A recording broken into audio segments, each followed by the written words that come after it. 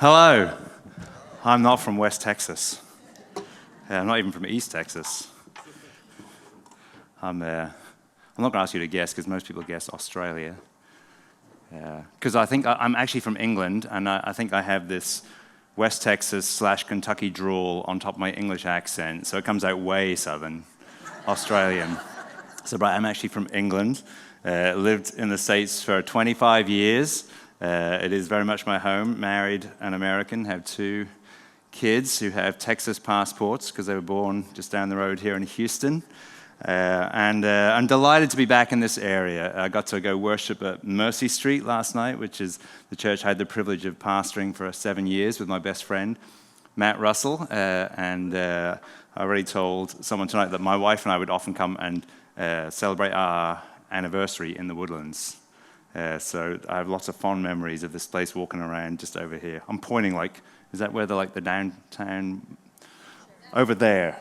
Thank you. I get in a building, I have no idea where I am, which is pretty much how I live my life. Anyway, so thanks, Michelle, for just hosting this evening, and I'm delighted that you're all here.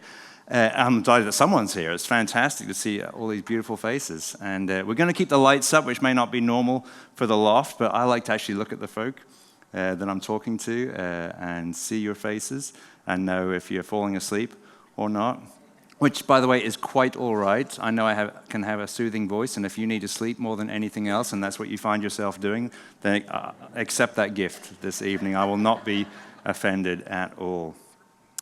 But before we start the sort of content, I'd love to get a sense of who's here, if that's okay. And I want to honor your anonymity, so only respond if you feel comfortable doing so. But how many of us gathered tonight have at least been to one 12-step meeting in your life?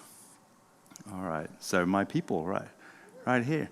How many of you have maybe more than a passing sense of what the 12 steps are?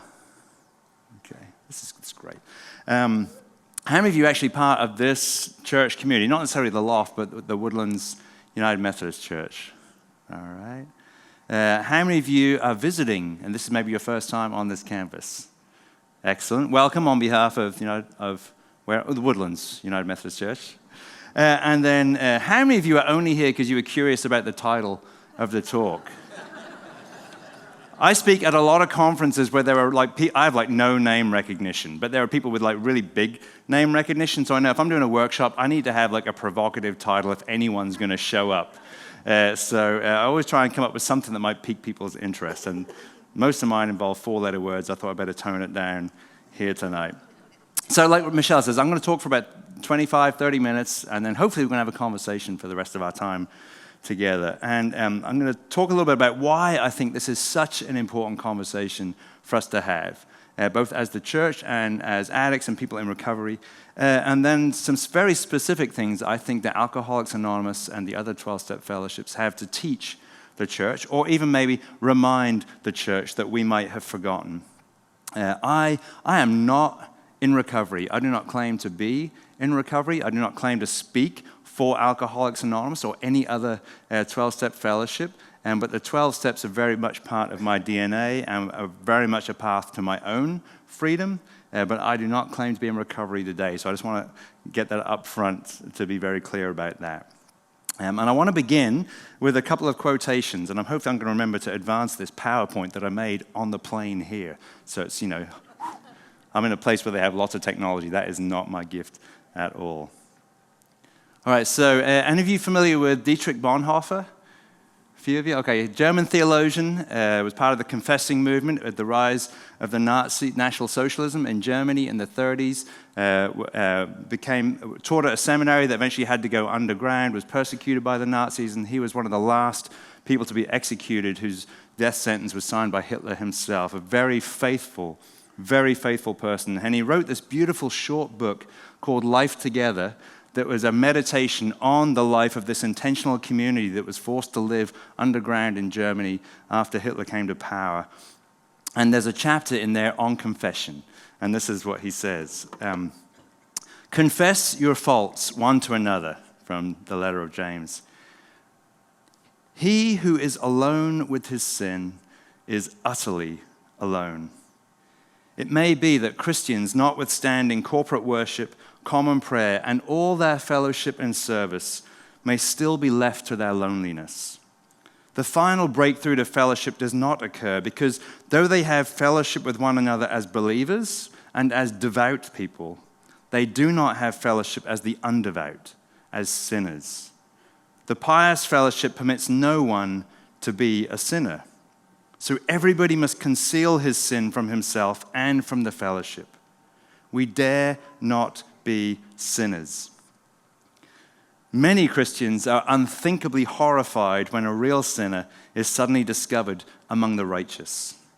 So we remain alone with our sin, living in lies and hypocrisy.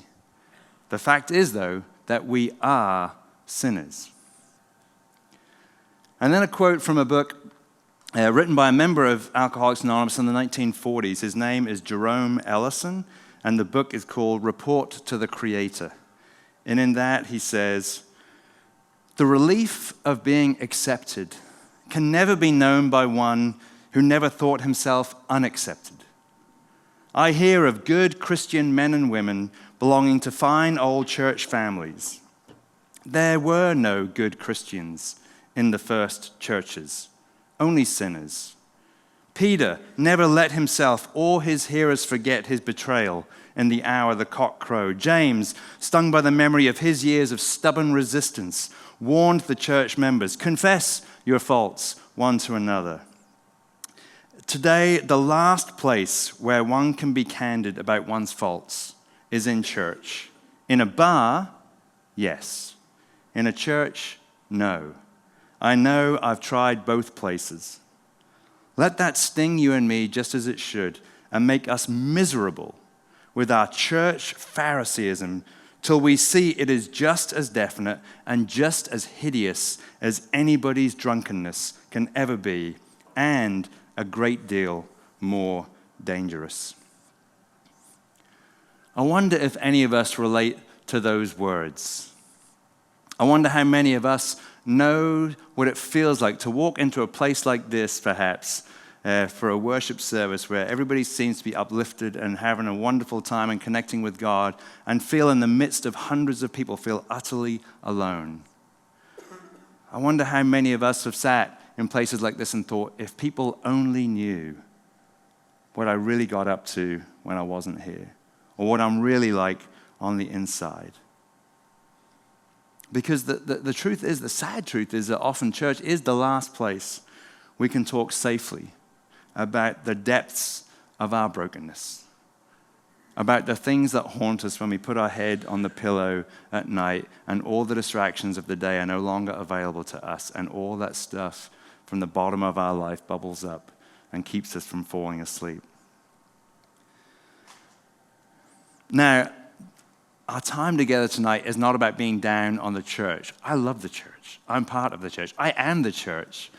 And I'm not also going to list out all our faults and shortcomings as the church, because we'd be here for a long time. Especially when it comes to addiction and compulsive behavior. Simply, what I want us to do tonight is ask this question: what can the church learn from Alcoholics Anonymous and the other 12-step fellowships? And I do believe it's often that AA has remembered what the church has forgotten. So my first Alcoholics Anonymous meeting was in 1991 in Lubbock, Texas. I was dating a young woman who was in recovery, and she invited me to go to meetings, and I went. And this is like sliding down every time I look at this. It's okay. I just keep noticing that, though. All right. And as I listened to people share in that meeting, I did not relate at all to their drinking stories, because that was never my story. I have two brothers who are alcoholics, but I myself, that was never my thing. But the minute people started talking about how they felt, why they did what they did, what they felt like when they were doing it, what they felt like afterwards, I felt like they were singing my song. And I kept going back. And I remember leaving that first meeting and thinking, man, this is what the church should be. In fact, this feels more like church than the church to me. Thank you, Michelle. Look at that. The dreaded pastor. Life is, I think, oh, there we go. In 1992, so a year later, not by my own choice, I attended my first 12-step meeting for my own addiction. I began to wrestle with the addiction that I have practiced since I was 11 years old for the first time in my life. The 12 steps slowly, very slowly, years after starting, slowly began to shape my life. It took 9 years from my first meeting to when I finally found the freedom I longed for, and that happened while I was in seminary, training to be a pastor. This year, earlier this year, I celebrated 15 years, not just free of addictive behavior, but the miracle of being free of the compulsion to act out, which is the gift, one of the many, many gifts, and the totally unexpected gift that I've received. And every morning I wake up grateful for that gift, not just the freedom from the behavior, but also from the compulsion. Like I said, I don't claim to be in recovery today. I don't have a home group. I don't work my own program anymore. But the 12 steps are my way of life. They have shaped me and continue to do so. And there are a lot of folk I work with who don't go to the traditional meetings, but want to live a life of freedom. And so I am walking people through the steps outside of that place because the 12 steps are for everybody. That is my conviction. After Mercy Street, I moved to Houston. After seminary, I moved to Houston to co-pastor Mercy Street with my best friend who had started it. And Anna here is like from way back. It's so great to see you.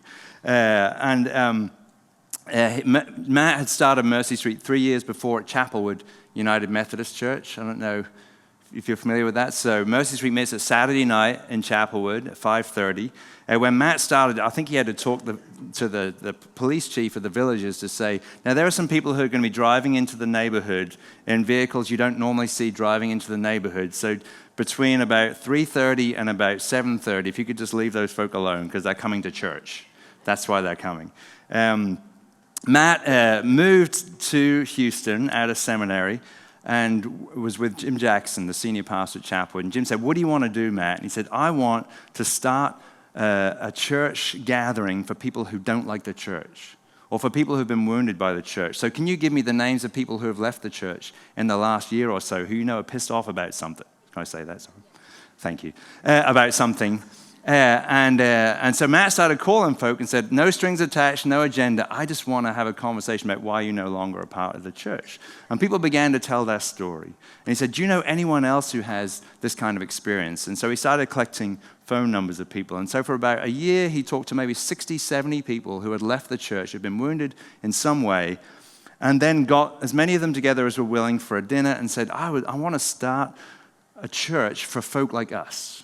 Do you want to help me start that? And on that evening, 15 people said yes, and I think 14 of them were recovering alcoholics. And so from the very beginning of Mercy Street, the DNA was recovery. The language we speak is the language of recovery. Mercy Street has been a church for people who feel wounded, who are wrestling with their spirituality, who are struggling with their addiction. Matt said within a couple of years, therapists were referring people to Mercy Street because they had so much baggage about religion and about God that they could not find a higher power they could trust to surrender their life to. And so he said, there's a place for people like you to come wrestle out your God questions until you can find a God you can trust to surrender your life to. And so this incredibly beautiful fellowship started that's still there, just celebrated 19 years a few weeks ago. I was there last night. I just got to show up and be part of the community, and I'm like, this is my people, even though so many of them are new. If you show up, you'll recognize it. You'll smell the smell when you walk in, probably because you had to walk through the smoking entrance.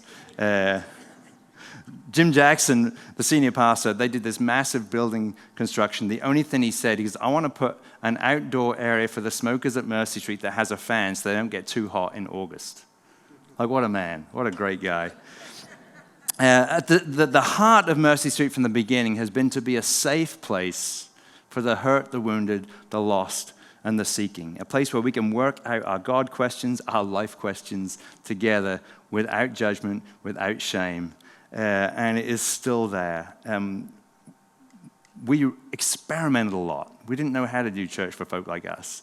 One of the things we stumbled into, I just remember one staff meeting, we were so miserable with all the heartbreak in the life of the community that week. I said, let's not like take prayer requests this week.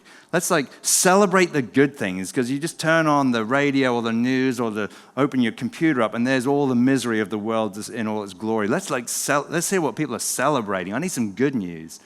And so we invited people, we gave them mics, said, if you're celebrating something this week, and for like 15 minutes, it was belly button birthdays, sobriety birthdays, wedding anniversaries, new jobs, and we're like, oh, we have to do this every week.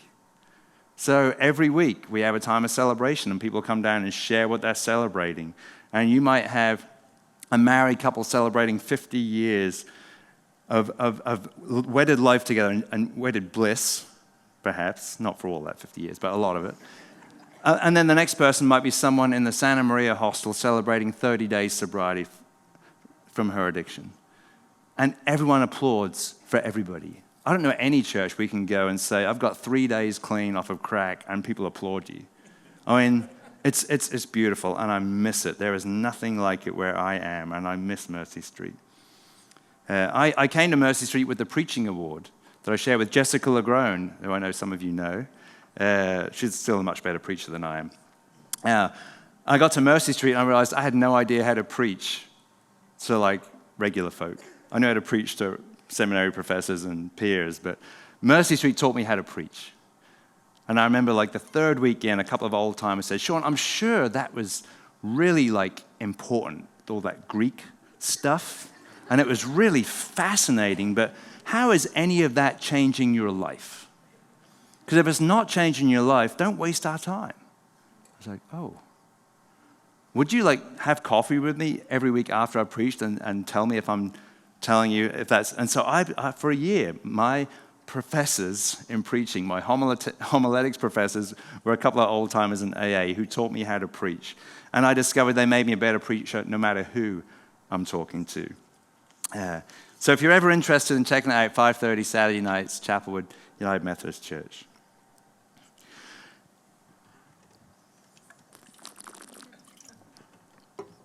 Now, I know some of you are probably thinking, Sean, that is so great. I'm so glad there are churches like Mercy Street where folks struggling with addiction or God questions can go, which is true. But the truth is, there are people struggling with addiction and God questions everywhere we go. There shouldn't be one or two churches. This should be who we are. And the sad truth is that we're not. There are people at your workplace who are struggling with addictions who you don't know that they are. There are people on your street. There are neighbors that you have. There are people in the car pickup line after school who are sitting there waiting to pick up their kid and surreptitious, is that the right word? Sneakily, pulling up a bottle and drinking and putting it back down. So let me ask you a question. What is the number one public health issue in the world today? Cancer? Heart disease? Child malnutrition? The World Health Organization exists to answer this question, right? And so they use a particular metric to answer this question. It used to be the number of years you died before you should have done, but then in the 1990s they came up with a new metric called a DAILY, which is disability-adjusted life years. I promise this is like going to be like 2 minutes of like teaching this stuff, technical stuff, and then we're going to get back to stories. But this dailies are years of life lost through health issues, plus years lived with disability because of health issues, because there are folk whose life is shortened and whose life is curtailed because of health issues. The number one global health issue measured by dailies is child underweight for age. People who live shorter lives than they should have done, and people who live with disability. The number one is low weight for children. But right after that, if we combine substances in developing regions around the world, if you add up alcohol, tobacco, any kind of substance that's ingested, all addictions account for about 10% of the public health issues that affect people and cause our life to be shortened or of less quality. The next one is high blood pressure. That's the developing world. If you look at the developed world, where you and I live, it is nearly 25% of people whose life is impacted by one thing is addiction. For the World Health Organization, addiction is the number one public health issue. Yet we rarely, as the church, if ever, address addiction directly, either from the platform, in our small groups. But this is it. This affects more people than anything else that we experience with. Pastors can graduate with honors from seminary and never talk about addiction in any single class, except for maybe one class in a mandatory pastoral care setting. Yet every church that pastor will serve, week after week after week, will have people wrestling with addiction in front of them. They will bury people who have died because of their addiction, but our seminaries typically do not prepare pastors for that reality. This was brought home to me a few years ago. I mentored a young guy through seminary and then went to preach at his church in West Texas. And the week before I got there, he had buried two long-standing members of the church. One was in her 60s, and one was the church organist who had played the organ for like 50 years. And he said, when I buried this woman after the funeral, and I was talking to her husband, he said, my wife drank herself into oblivion every day, but she would cut it off Saturday afternoon so she could get to church on Sunday morning. And then as soon as we got home after lunch, she would start again.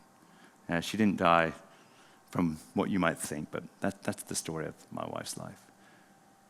And then the church organist, his wife found him after a massive heart attack at home. And then 2 weeks later, my friend said that she came to him and said, I lied.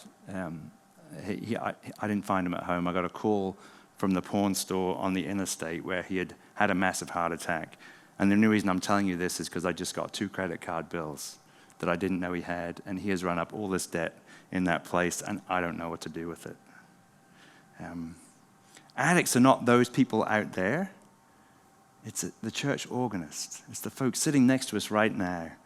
And it's also pastors. One survey of incoming seminary students revealed that 2/3 of them self-reported that they had engaged in compulsive, if not addictive behavior in the 12 months prior to coming to seminary. Of that 2/3, half of them said they considered it to be a problem, and only 10% of them had said that they'd tried to find any kind of help for it. Studies report that anywhere from 30 to 60% of pastors have viewed pornography in the last 30 days, depending which study you read.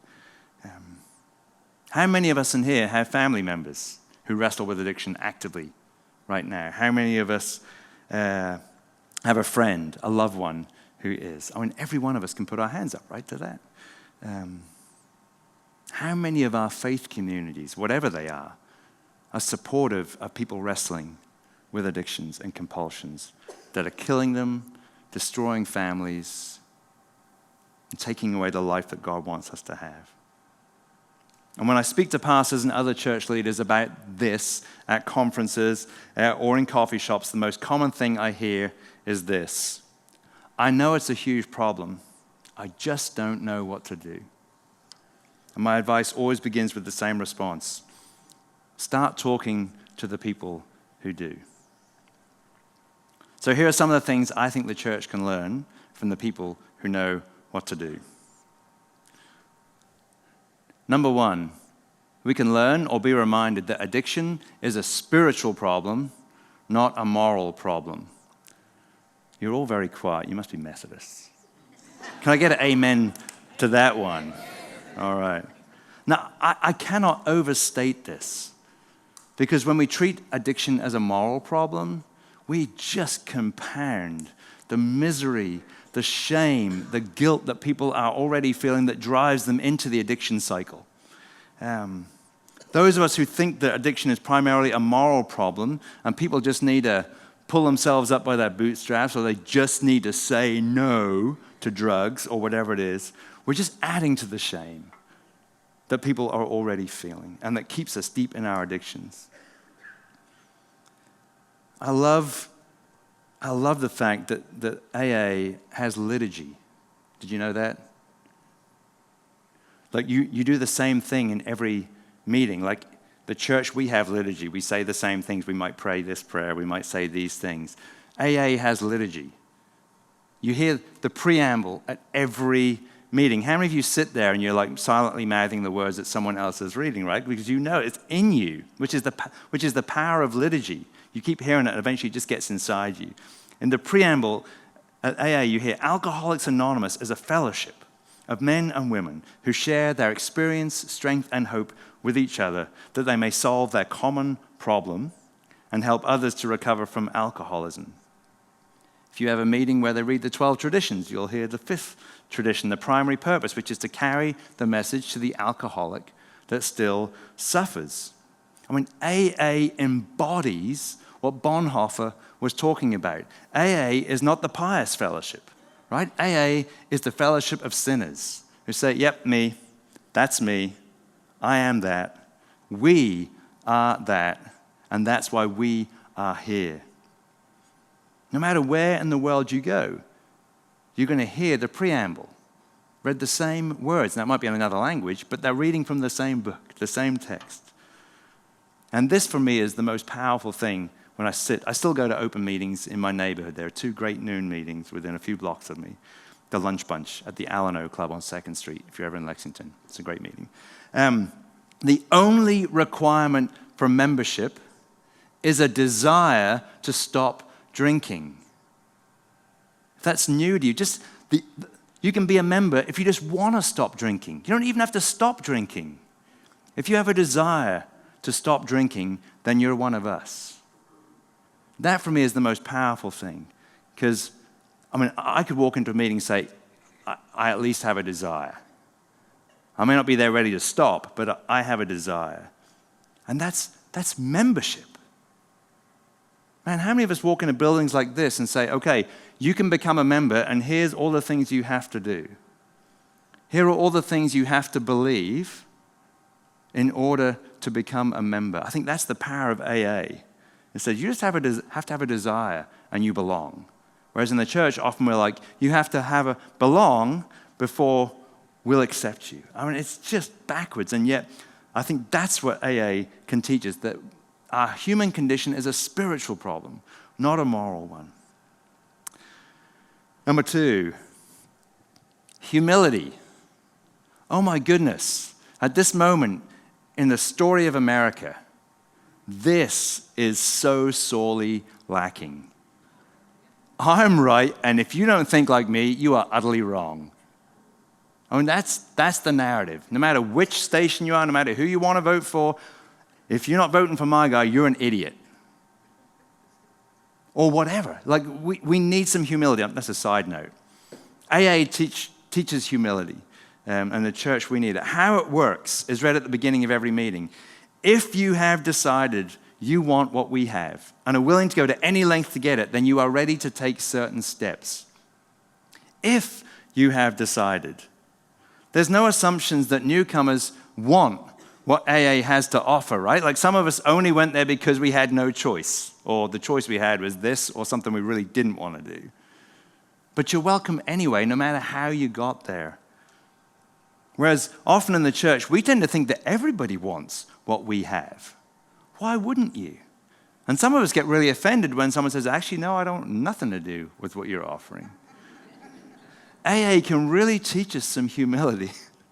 We can actually allow people to be where they are and still trust that God is at work in their lives, even if I judge that is clearly not the case. The church has a lot to learn about humility from AA. Pause. Meditate on this. AA offers a process of discipleship called sponsorship. Sponsorship where one recovering addict helps another recovering addict to find the life that that person has found themselves. And it's not by saying, read this book and we'll have an intellectual discussion about whether you can believe these things that we do. It's saying, when you feel the urge to drink, here's some things you can do. When you want to do that, here's some things you can do. It's very practical wisdom. It is non-professional, not reliant on experts, which means it's a really sustainable model.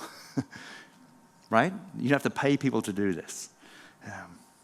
There is someone you can ask very specific questions about the things you're actually struggling with and get not just head knowledge about abstract concepts, but actual lived wisdom, and not just something they've read in a book, but something that is actually the way they live themselves. And AA's approach is almost, like I said, the opposite of many churches, where you have to believe all these things and then you can belong, then you can become a member. And once you have joined, then we don't make too many demands of you. As long as you show up and put a little something in the plate and maybe volunteer every now and then, we're pretty good. But AA, the only requirement for membership is a desire to stop drinking. But if you want what we have and are willing to go to any length to get it, like the front door of AA is wide open as possible. But if you want what AA has to offer, it is going to be work. And in the church, often we're like, the front door is this wide. And when you're in, we're just glad you're here. And that gets us to number 4. The AA offers a concrete path to transformation. Methodism came out of the Oxford movement in England, which is also where AA has its roots, interestingly enough. And there's this belief that the Wesleys really pushed forward called sanctification, one of those, $10 church words.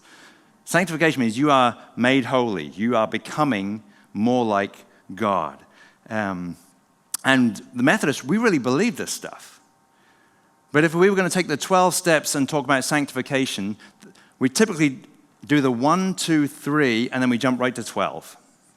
And that's how we do it. So, the first 3 steps of Alcoholics Anonymous. We admitted we were powerless over alcohol, that our lives had become unmanageable. We came to believe that a power greater than ourselves could restore us to sanity. We made a decision to turn our will and our lives over to the care of God as we understood God. And then we went and told everybody what we'd done. We carried the message. Because that's what we do. We get our lives sorted out, we get right with God, and then we go tell other people. We miss what AA understands is there's a whole lot of work that comes in between this, making a decision, and then having a spiritual awakening. And in the church, we believe that in the abstract, but we typically don't give people tools to actually do that. We have a prayer of confession before we take communion, but it's not specific. It's just we confess our sins generically. And I don't know about you, but I never committed generic sins. Mine were very specific, and they had very specific consequences, right? So what AA has to offer is more than that. The 4th step made a searching and fearless moral inventory of ourselves, because now we have found a God that loves us that we can come without fear to tell the truth about our lives. It's fearless. And then we admitted to God, to ourselves, and to another human being the exact nature of our wrongs.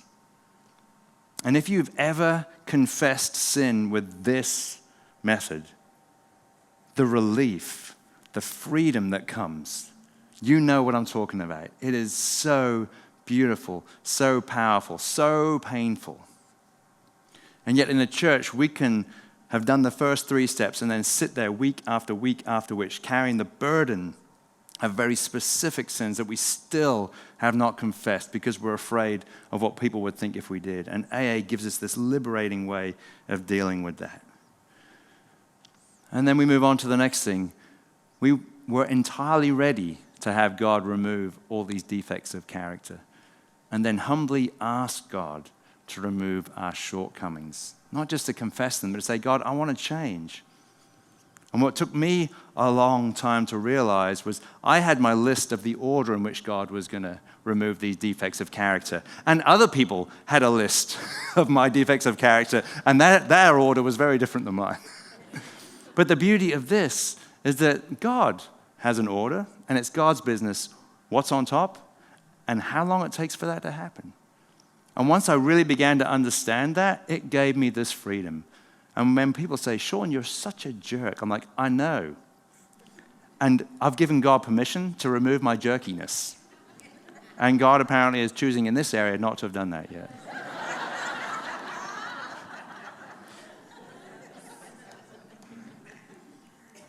Moving swiftly on. And then we don't confess that we've hurt other people generically, because we didn't hurt other people generically. We hurt very specific people in very specific ways. And so we made a list of all persons we had harmed and became willing to make amends to them all. And then we made direct amends to such people wherever possible, except when to do so would injure them or others. The concrete step of trying to put right what we have done wrong. And in the church, we talk about reconciliation, about peacemaking. And yet so often, we don't actually do that. We say, oh, we've all been given the ministry of reconciliation, but again, that's some abstraction about here. And we can go through life carrying resentments about people we have wounded because they won't forgive us when we've made no effort to actually make amends to them. Again, AA remembers something that so often in the church we forget. And then steps 10 and 11, we just make this our way of life. We continue to take personal inventory. And when we were wrong, promptly admitted it. That word promptly, God, that's the key, right? We keep short accounts with folk, with God and with ourselves. And we seek through prayer and meditation to improve our conscious contact with God, praying only for knowledge of God's will for us and the power to carry that out. I think most of us in the church, praying only for the knowledge of God's will for us and the power to carry that out. I have a shopping list I bring to God. Now, it might be a shopping list for other people, but this gift of praying for just God, what do you want? What is it I'm supposed to do? And if I'm supposed to do something, will you give me the power to help me actually do that? Again, so powerful. And then finally, we get to step 12. Having had a spiritual awakening, the goal of all of this. Stopping drinking is not the goal, right? Stopping drinking is the precondition to this, the spiritual awakening, because we have a spiritual problem. We try to carry this message to alcoholics and to practice these principles in all our affairs. This becomes our way of life, and we know we only get to keep it if we give it away. Yeah. All right, number 5, and I'm going to wrap things up. An invitation to seek the kingdom of God, which is my language for what I think happens in the rooms of Alcoholics Anonymous. I believe, as my Jewish brothers and sisters do, that the Exodus story in the Hebrew Bible is the defining moment in the story for our identity. That the God that exists is the God that sets people free from slavery. That God liberates us from all that keeps us in bondage. And God has such amazing ego strength that God doesn't always have to get the credit when that happens. And if we need a God of our own understanding, because the God presented in the Hebrew Bible is not one we feel safe with, or not one that is available to us, then that's still God, the God who sets people free. And that's the God at work in the rooms of Alcoholics Anonymous, I believe. Dietrich Bonhoeffer talks about Christ incognito. Christ at work in the world, doing what Christ does anonymously, because God loves the world and wants us to be free. And so if we don't know how to help people find freedom, maybe we can send them to where God clearly is at work. To listen to people who know the God that sets people free and let them teach us how to help people around us find the freedom that they need. And then finally, AA reminds us to experience our salvation now, not to put it off to the day when we might go to heaven or whatever our vision of the future is, but today, this day, one day at a time, experience our freedom right now. Because what we really have is a daily reprieve contingent on the maintenance of our spiritual condition. Every day is a day when we must carry the vision of God's will into all our activities. How can I best serve thee? Your will, not mine, be done. These are thoughts that must go with us constantly. Recovery is not just what happens when people show up to have a meeting. It is a way of life. And AA reminds the church and holds us a mirror up to us and says, this is what life is about. A daily reprieve, and the only thing we need to ask is, your will, not mine, what am I supposed to do? Let me finish with one last quote, which I'm going to read to you. From Dallas Willard. Any Dallas Willard fans in the house? I see a few hands, just like 4 of you, that's great. Here's a beloved best-selling author. This is from his book, Renovation of the Heart, which is about spiritual formation. He says, the familiar means of the traditional AA program, the famous 12 steps, and the personal and social arrangements in which they are concretely embodied, including a conscious involvement of God in the individual's life, are highly effective in bringing about personal transformation. Historically, the AA program was closely aligned with the church and Christian traditions, and now it has much to give back to the church that has largely lost its grip on spiritual formation as a standard path of Christian life. Any successful plan for spiritual formation, whether for the individual or group, will in fact be significantly similar to the Alcoholics Anonymous program. That's it. AA has so much to teach the church, either because we've forgotten it or because we never knew it. And I hope that those are words of hope and words of challenge for all of us.